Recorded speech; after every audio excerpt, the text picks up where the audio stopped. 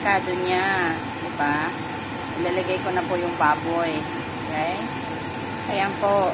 Magayat lang kayo ng pork belly na maliliit na ganyan. And then ilagay din sa rekado po ninyo. And then put the anchovies. Yung tawag sa amin sa Iloilo is luboy or burayan. Something ganon. Wait po, ipakita ko sa inyo. Ayan, ito na po sila. Ready na yan, di ba? Bawang, sibuyas, ano tawag dito, luya. And then, ako po kasi nilalagyan ko ng tanglad kasi usually yun na yung namana ko sa tatay ko kung paano po siya gumawa ng pangat na originally sa kanyang menu. So, then, ilalagay ko na po ang anchovies. Okay? Ayan, ganito na po sila. Ayan, o diba? So beautiful. Ayan.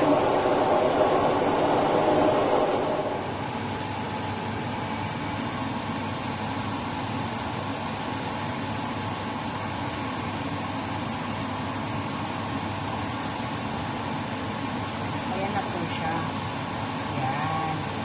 Simmer lang ng konti para maano yung kanyang sabaw. Lumaba ng konti.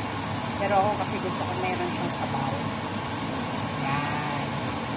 Sarap. Malapit na tayong kakain. Bye! Po.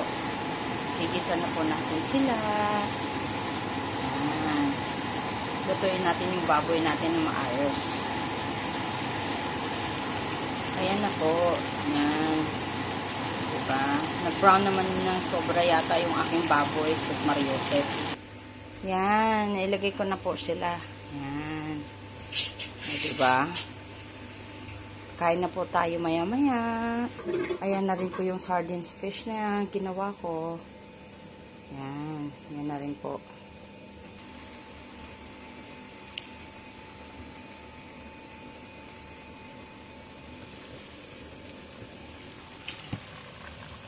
Aw. Mainit. Mainit. Yan. Ano po. Charan! Ang paksiw ko. Aray ko. Hindi paksiw, pinangat. Hindi paksiw, pinangat yun, anak. Nak? Hindi yun paksiw, yung pinangat na niluto ko, yung kagaya ng luto ni tatay.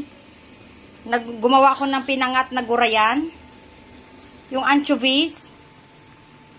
Masarap siya.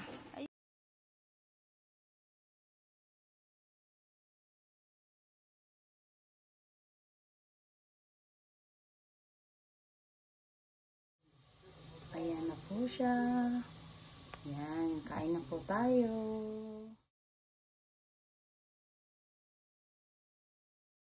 Ayan, kain na po tayo.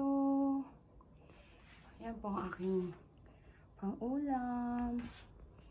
Ayan po, sardines fish. Ayan. Diba? At malamig na malamig na. Ayan. Ayan po ang aming dinner for tonight.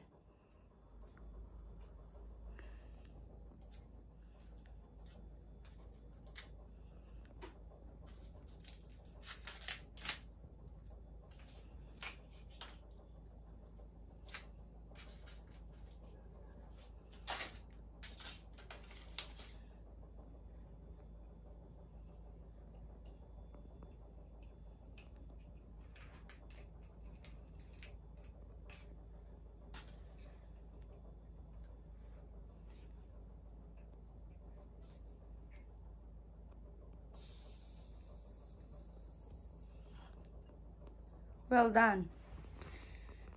No explosion.